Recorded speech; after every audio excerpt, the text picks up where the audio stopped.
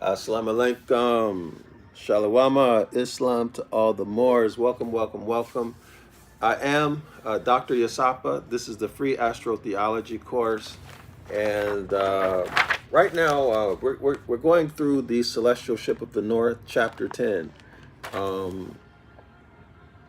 This is by Emma Valicia Straight Time. All right. So if you've been following, this is Volume 1. If you've been following my work, on the Celestial Ship of the North, you should have no problem understanding what we're going to deal with today. Okay, so we're going to pick it back up, chapter 10. Of course, the Roman numeral X is actually the Ta cross, the Phoenician Canaanite, or the Hermetic Ta cross, okay, Ta, the ancient Ibaryath Ta, pictograph or letter. So the celestial origin of Jewish race, of course, there's no such thing as a Jewish race. It is the house of Yasharala. Jew or Jewish is a religion.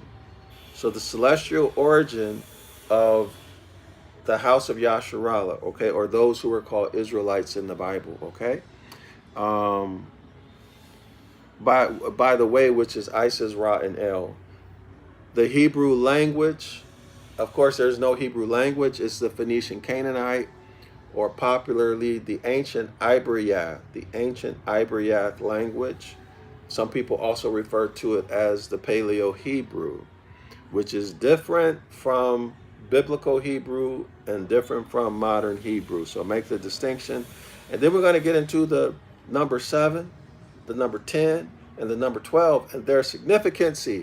Okay, so this chapter is phenomenal. All right, so you're going to have to listen to the session that I did right before this one to get the beginning. I'm going to pick it up on page 149, the second paragraph. Okay, I think we covered the second paragraph, but I'm just going to do it again. So let's get with it. So the wars and struggles of the Hekshus. You should recall the meaning of Hekshus on page 148. The Heks were Egyptian regents or governors. Okay, the Heks were Egyptian regents or governors. Since they are regents or governors, these are people who held a high position. So they would be Elohim. They would be considered Elohim. Who are the Shus? Well, if you look on page 48, you're going to see who the Shus are. It's right there. Give me 1 second, y'all. Let me find it for you.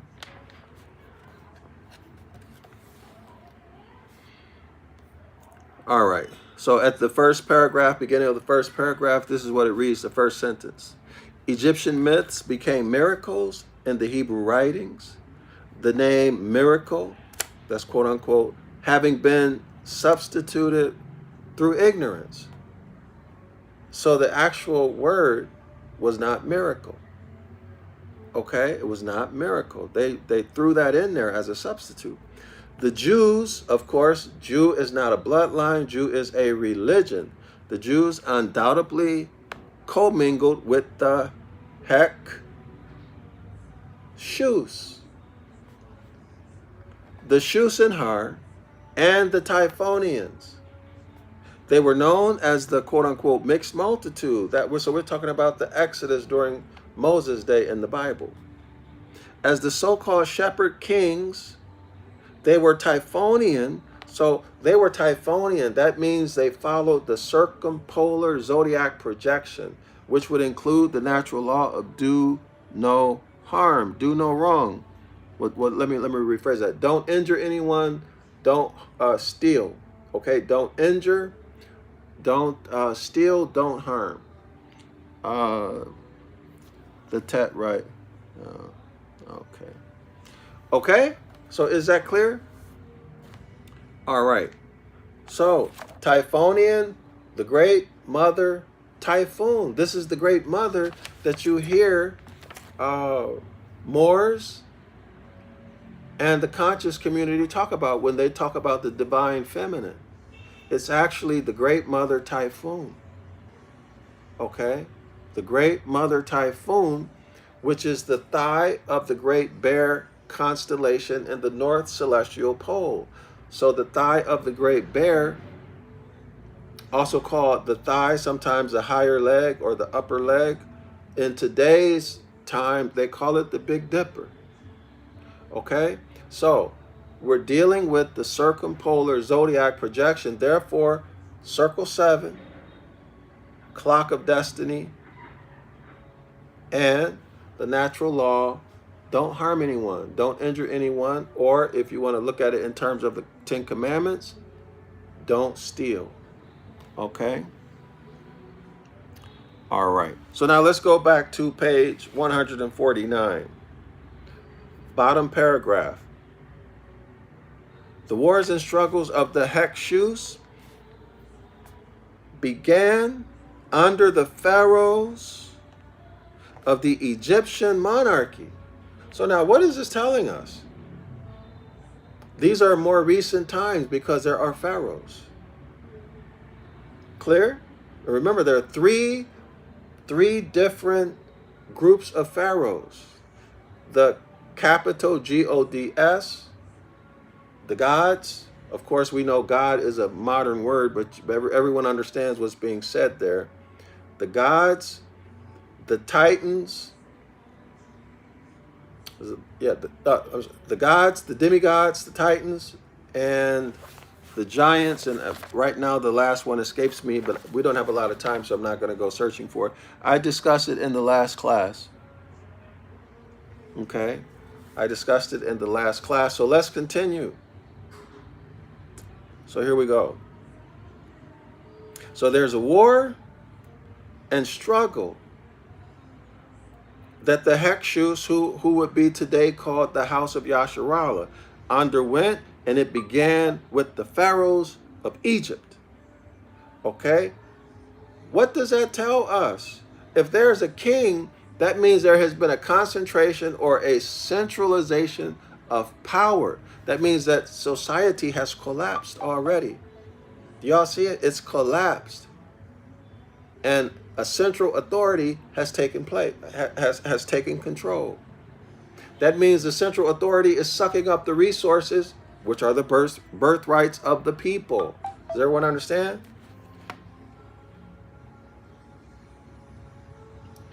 All right, so now let's continue. Commencing or starting with Amun-Ra.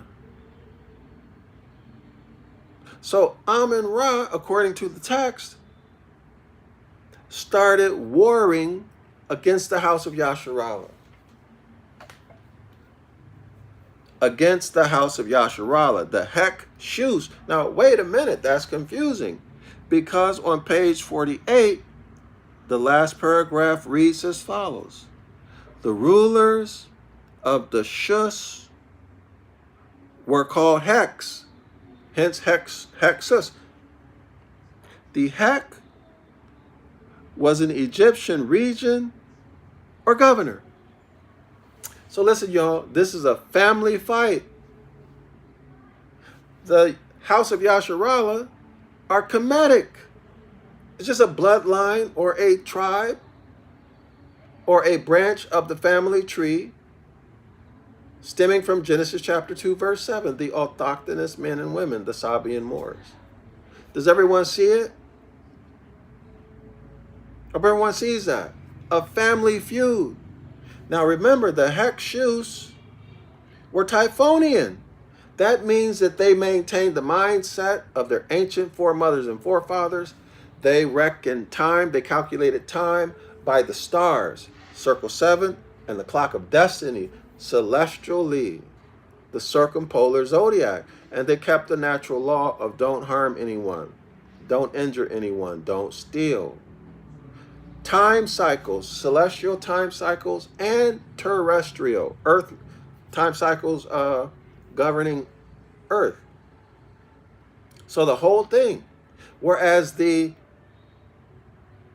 Amun-Ra crowd were Solarites. They reckoned time based upon the sun along the ecliptic. Which of the 10 or 12 constellations the sun was in on a particular day. That's how they reckon time. And they reckon reality only by time cycles affecting Earth, or terrestrial time cycles, agricultural time cycles.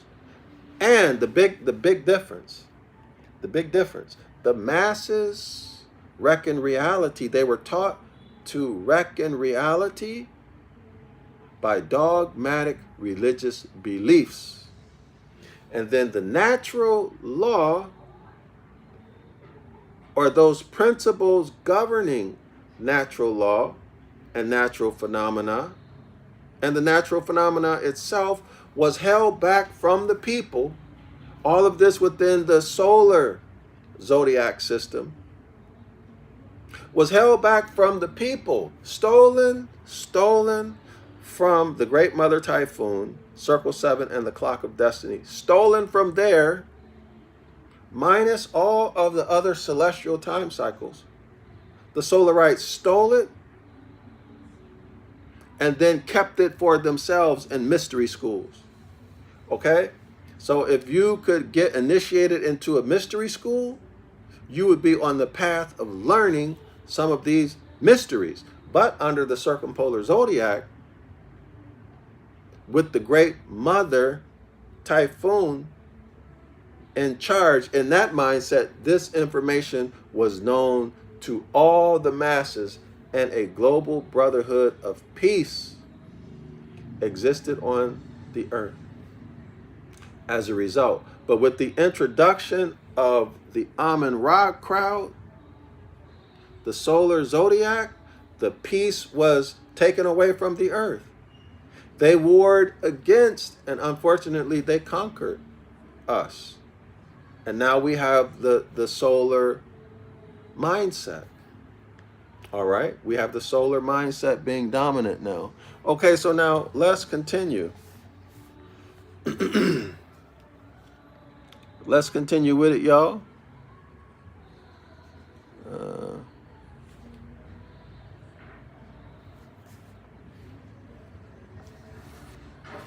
Give me 1 second, y'all. Let me get rid of this troll.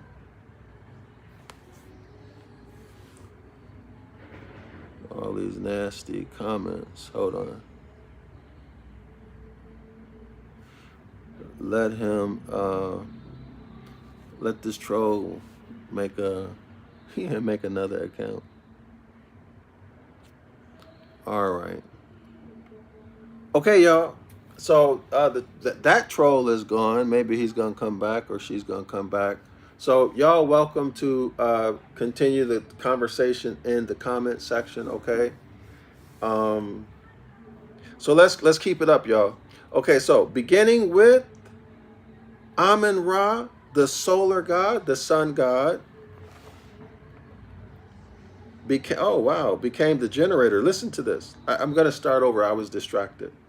The wars and struggles of the Hyksos began under the pharaohs of the Egyptian monarchy, commencing with Amun-Ra, the solar god, became the generator. You understand what he's talking about?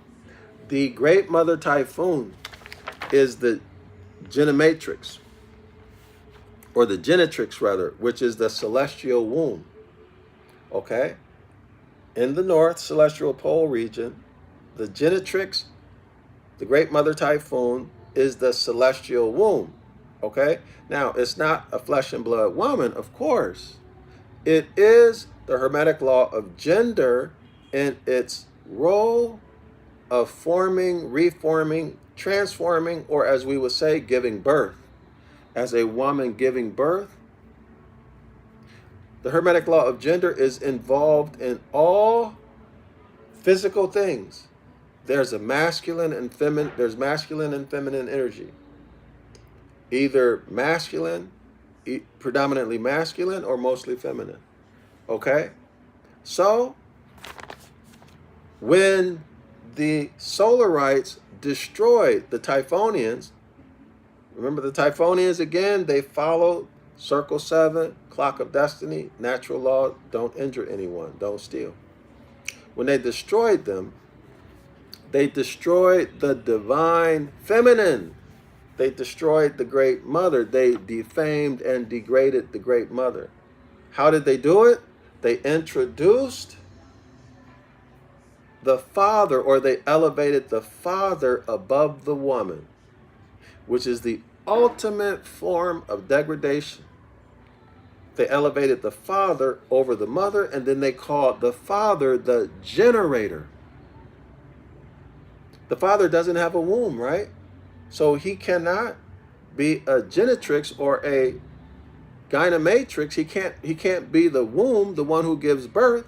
So they're saying the father generates. So now there's a transition from the divine matriarchy, as above, so below, as below, so above, right? To the patriarchy, which is what you see now in all of the solar religions, patriarchy. Okay?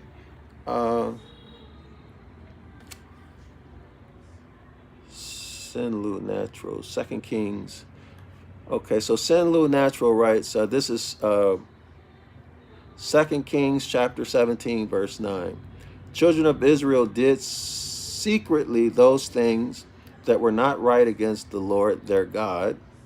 They built them high places in all their cities, from the tower of watchmen to the fenced city. Okay, all right. So he also put in Psalms 35:19. Let not them that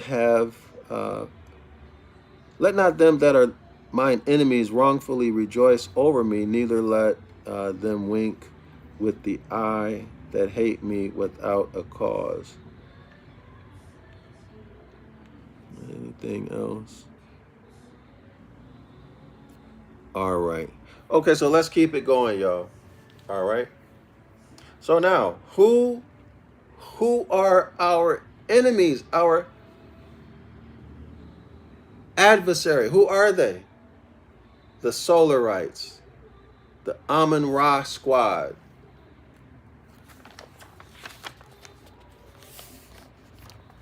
Y'all read this for yourself. Oh, I got to go back to the page. Page 149. Y'all take a minute. Read this for yourself.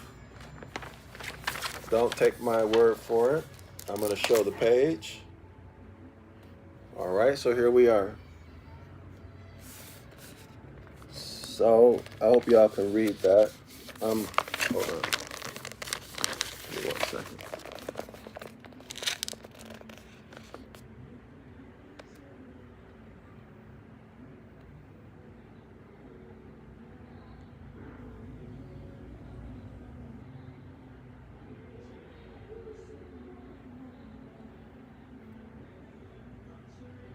Everybody got that? You can pause it on the replay if you didn't see that. Okay, so these pharaohs that the conscious community are so in love with, we find out are enemies.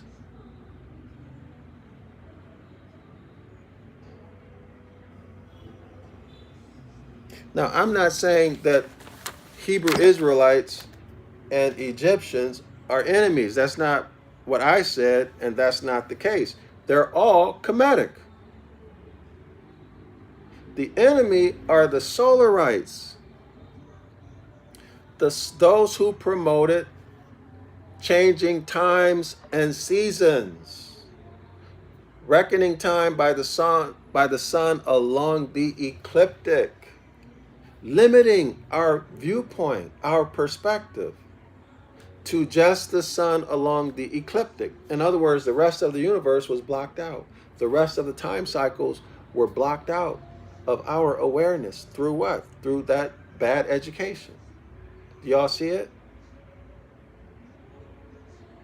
Okay, and then the only time cycles they're dealing with are agricultural time cycles. This is where you get the Hebrew, the Israelite feast days. That's all they're dealing with. Okay, so these are the enemies. These are these are that crowd that we see in the pharaohs in modern Egypt today. Solar zodiac. Now the pharaohs and their elites, they were not worshiping the sun, they were studying the sun, but they created solar religions for the masses of people to dumb them down and disconnect them from nature so that natural law would work against them so that they would be easier to control and steal from. Okay, y'all? So now let's continue. Contemporaneous elevation of the male above the female, elevation of the man above the woman, the patriarchy above the matriarchy. In other words, they totally crushed the great mother typhoon, which is really saying they destroyed the mindset of our ancient foremothers and forefathers who reckoned time and reality by circle 7 and the clock of destiny and the natural law do no harm and celestial and terrestrial time cycles. They crushed that and degraded it, and everyone who followed it. Okay, and then they raised up the patriarchy. In religion, you see the Pope. All right, in religion, you see the Pope. Contemporaneous elevation of the male over the female instituted the degradation of the mother and son. Now remember, the sun is Soot, the dog star. Soot, the dog star. Soot is located in the southern celestial pole region. So now we have the north celestial pole with the Great Mother Typhoon, the Thigh, or today they call it the Big Dipper. And then in the south celestial pole, that's Soot, Soot the dog star. So celestially speaking, the clock of destiny, Soot is the hour hand of the clock. And the tail of the Big Dipper is the minute hand of the clock. So now we have a celestial clock. We have the clock of destiny. And then circle 7 is in the north celestial pole, where Mount Meru, which is also Mount Moru, which is also Mount Zion, and the second star from the beginning of the handle of the Big Dipper is called Masar. And this is the origin of all the autochthonous men and women who are made manifest, who are thought made manifest from the soil, memorialized in Genesis chapter 2, verse 7. You all understand what's being said to you? The handle of the Big Dipper is the minute hand of the clock in the north. All right? That's celestial time. That's the clock of destiny that C.M. Bay talks about in his 2-volume work, The Clock of Destiny. Okay? That's it. And we're dealing with not just telling time, 24-hour time and seasons, but also time cycles governing the entire universe. Okay? So anyway, let's continue. All of that was taken away. Let's continue. Okay, so this instituted the destruction of the divine feminine and the replacement of the divine feminine with the patriarchy, instituted the degradation of the mother, the Great Mother Typhoon, and her son Soot, Soot the dog star in the south. Whose cult? There was no cult. These are not religions, y'all. This is a way of speaking about our people to degrade them, but also to push evolutionary theory. Darwinism. So it's BS, okay? Whose cult was the fatherhood and had been established, was a worship embraced by the entire world under different names. I have to read that again. Okay, so it says whose cult before fatherhood. Okay, in other words, what they're saying is this: Circle 7 and Clock of Destiny, natural law, don't steal, was the way of life. It was the mindset of the people. So y'all, this is how you see reality, how you live your life. Everything from how the way when you wake up, when you do your work, when you have pleasure and joy, when you go to sleep, how you perceive things, how you perceive yourself relative to the environment around you. It governs everything. Okay? So, Circle 7, Clock of Destiny, natural law, do no harm, was the mindset of the people for hundreds of thousands, millions, billions, or even more years before this modern zodiac ever came into existence. There was no fatherhood elevated at any time in history until about 4,650 BCE, according to their story. Okay? So the Solarites brought the fatherhood in. Before that, nothing. Okay? But let's continue. Theologians, so now we're dealing with solar religions. Okay? Solar religions. There were no external God worship before the Solarites came to power around between 4,000, 4,500, 4,600, 500 BCE. There were no religions where there were external gods being worshipped. Theologians have been unable, even in the present day, that would be in 1927, to blot out this worship of the starry child and mother. The starry child, the celestial child and mother. The celestial mother, of course, is the Great Mother Typhoon. Okay, the celestial ship of the north. The record keeper of all DNA. And Soot, the dog star in the south, Soot gets remixed into Saturn. Saturn gets remixed into Satan.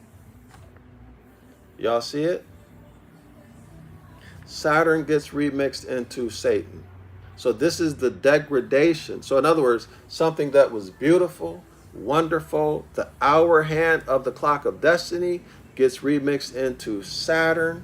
Saturn gets a story told that it's evil and wants to hurt you, right? It's just bad, wants to hurt you.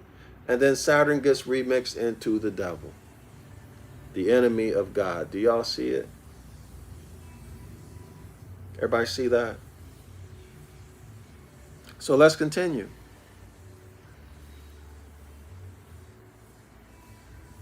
Theologians have been unable to blot out the worship of the starry child and mother, denounced as, quote, so the Amun-Ra squad, the Osirians, who are all Solarites, denounced the Great Mother Typhoon, denounced her son Soot. Now remember, this is celestial, so this is just a star that is primarily masculine energy. All stars that were created, including the Great Bear, everything, they were all primarily feminine gender. Wasn't until Soot that we see primarily a masculine gender star come. Okay? All right. So Soot and his mother were denounced as quote-unquote temple closers. Denounced as temple. Can y'all imagine? Let's say, talk to you Hebrew Israelites. Can you imagine if someone branded you as a temple closer? Or let's say you Christians. Someone brands you as a temple closer or an enemy of God. So circle 7, clock of destiny, natural law, don't steal, and those who maintained that mindset were branded by the Osirians and the Amun-Ra squad as being enemies of God. Who's the enemy of God? Satan the devil, according to the Solarite religion. Do y'all see it? Do y'all see it? Okay. All right. It continues. It was a faith too strong to be shaken. The mindset of our ancient foremothers and forefathers. That connection to nature, that knowledge of self. Well, what's the knowledge of self? Man is thought made manifest from the soil. Thought is a function or activity of the mind. The first Hermetic law is mentalism. Okay? Gender is in all things that are formed in the physical universe.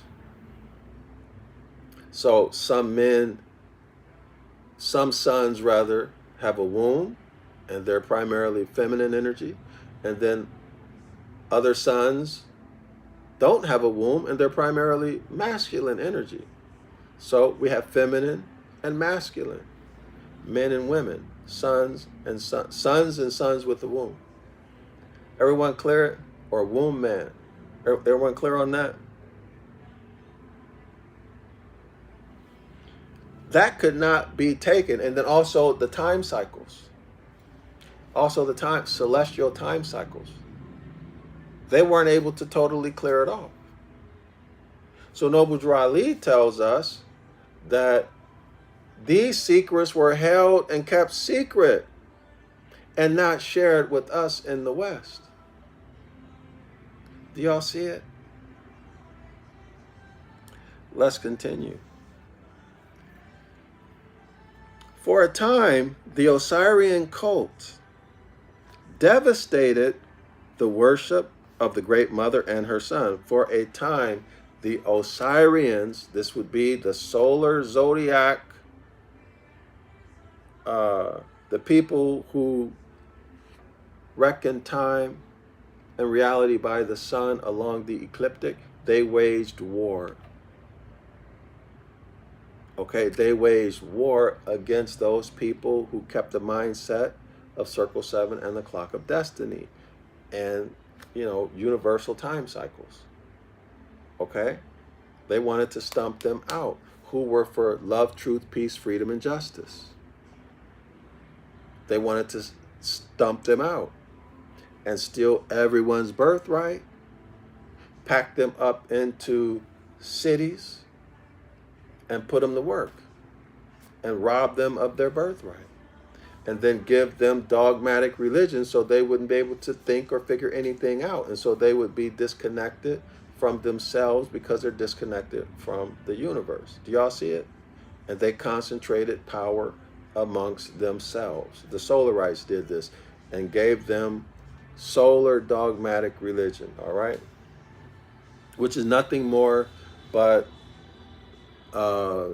using the stories, the mythologies that came along from the Great Mother, the circumpolar zodiac, remixing those into the solar zodiac, and then remixing those into real historical histories, and then pushing that off on the people. Okay, y'all? As dogmatic religion, all right? So anyway, let's keep going. For a time, the Osirian cult devastated, that would be through warfare, as we learn already from this book, and birthright theft, and public policies to destroy the people. So they destroyed the worship or the mindset of the Great Mother Typhoon and her son, Soot, the dog star in the south, Circle 7, Clock of Destiny. Yet, it loomed up again in the year 2300 BC. as captive kings,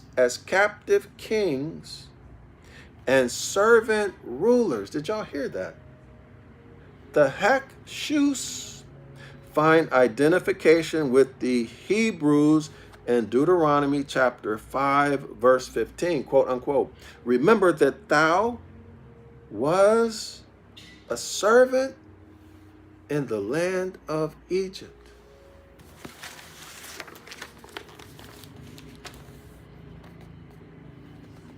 When will the Kemetic people and the Hebrew Israelites acknowledge that they're of the same bloodline, same family? Oh, you're closing? What time do you close?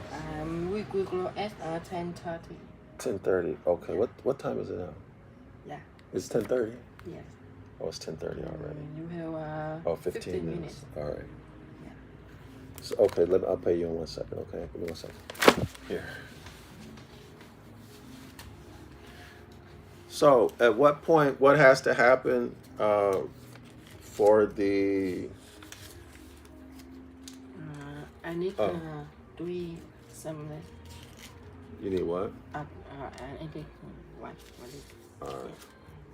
Oh, I gave you, okay. All right. The same people. The division is a lie. That's my point. So I got 15 minutes, y'all. Our next paragraph. The government of the Shusenhar are the Hekshus. This is the house of Yasharala, okay? This is just a branch of the family. This is your cousin. This is your uncle's kids, your auntie's kids. Or your uncle's children, your auntie's children, okay, guys? Same family. Now, y'all know a lot of people got relatives, they can't stand each other. Okay, I know that was rampant in my family. My family was extremely dysfunctional. Treated each other worse than enemies. So the government of the Shusenhar belongs to the most ancient in the world. Same family, autochthonous Moors, Genesis chapter 2. Okay, so now still we're dealing with the government.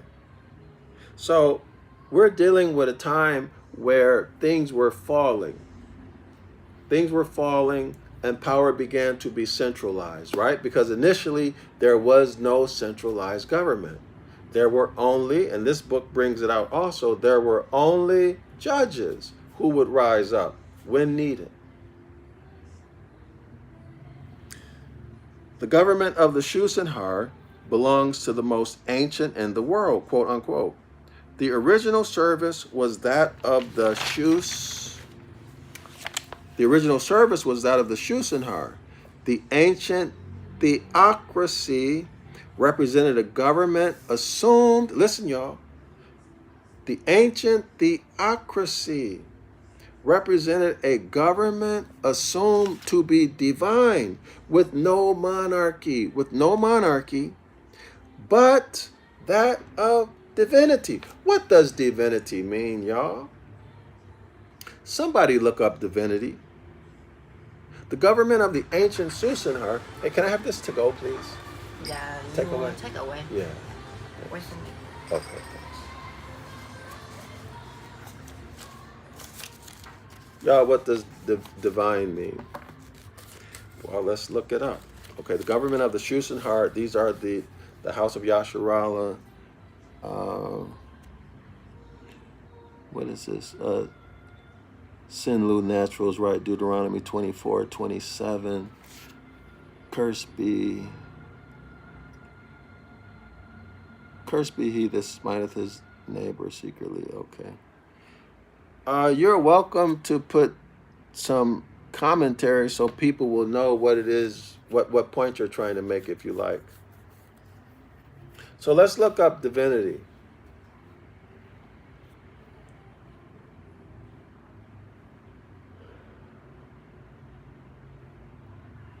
See what we get.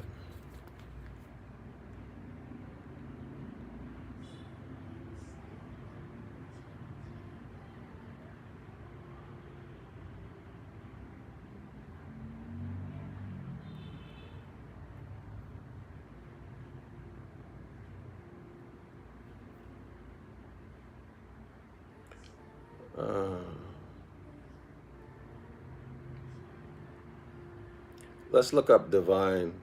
It would be easier. Divine.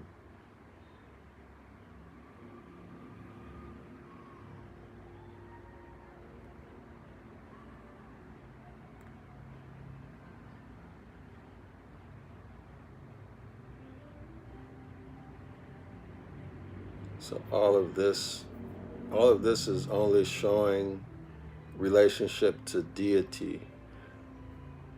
So hopefully, give me 1 second, y'all. Hopefully I can get a good definition so you can see what it actually means.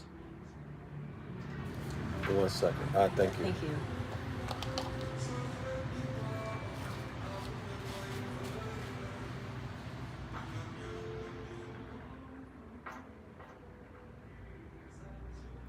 These online dictionaries are getting worse and worse, y'all.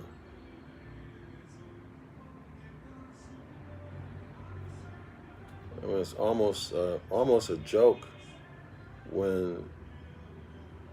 Let me try a different way to go at this.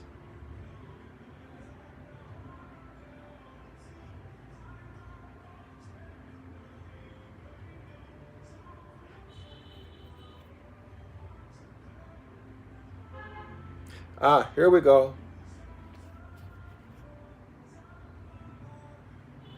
Well, this is WikiDiff, but y'all can search it further because I don't have much time.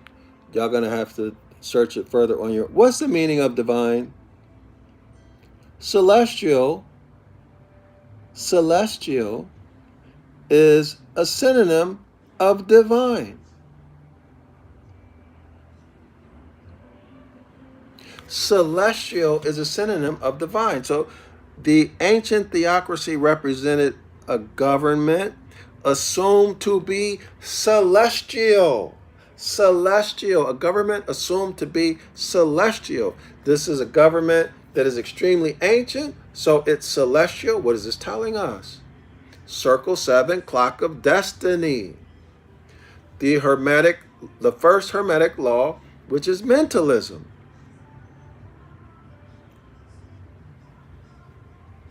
All right? So this ancient theocracy represented a government assumed to be celestial. We'll trace that all the way back to the first Hermetic law, which is mentalism. The activity of the mind is thought. And man is thought made manifest from the soil, okay? Assumed to be divine with no monarchy. That's why every man is what? A sovereign of himself. This is why man has the power to ordain a government. The preamble of the U.S. Constitution, the organic Constitution, we the people, our ancestors did ordain and establish the Constitution for the United States of North America for their benefit and our benefit. They had the power within themselves. This is why we have Article 10, the reserved rights of the people. This is why we could give power, executive power, to a branch of government, judicial power and legislative power, and reserve it to ourselves if it is abused. Okay, or if for any other reason. Well, the reasons are said in the article. Everyone see that? Here's the civics of it, okay? Let's continue. It was assumed to be celestial with no monarchy, but that of divinity, okay? But that of the celestial, and of course there are underlying laws that govern the celestial bodies. Mentalism is the first, okay? The second most powerful is gender. It is the oldest form of governing the mind. Governing the mind through Circle 7, Clock of Destiny, and Natural Law. Okay? So it is the oldest form of government in the mind, earliest anywhere. priests or judges were the lawgivers and represented the people.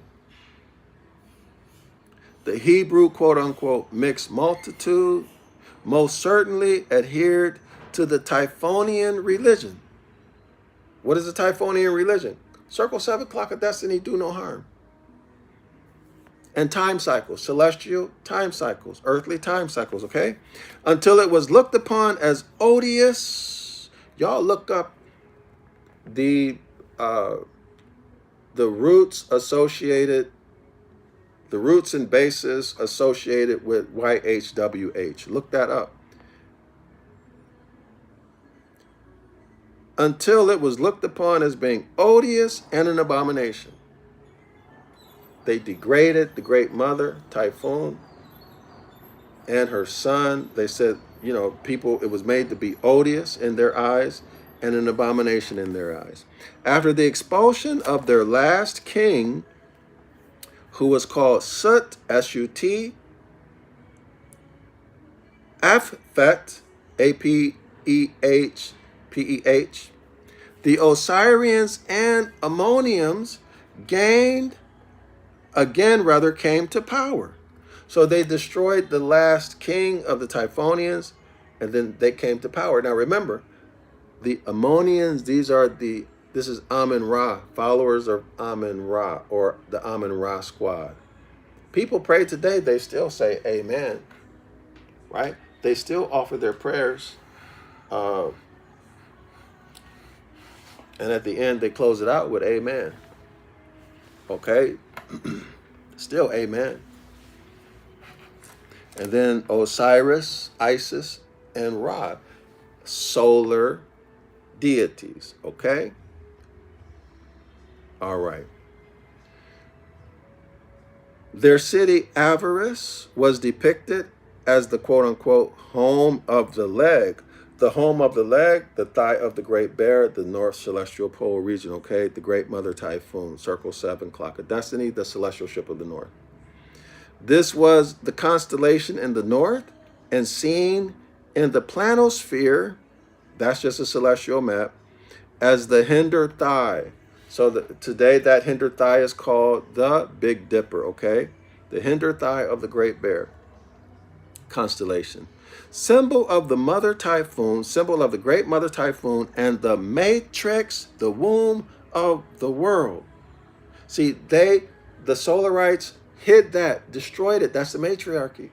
And they replaced it with the father, the generator. Today they call it the creator, okay? There surely can be no denying that the origin of the Hebrew quote-unquote mixed multitude is in the Egyptian mythological astrology of the heavens. Huh? Okay? Pause it on the replay, y'all, because they're about to throw me out of here.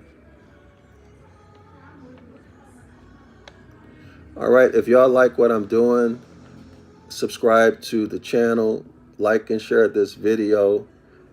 And if y'all want to help me cover the cost with my taxi, my food, and my coffee, y'all feel free to donate. I have links in the comment, in the description area of the video. You can go to zionlawschool.org and donate, my PayPal, or you can donate on Patreon. I need to start using Patreon. I got to stop now, y'all, because they're closing in 2 minutes.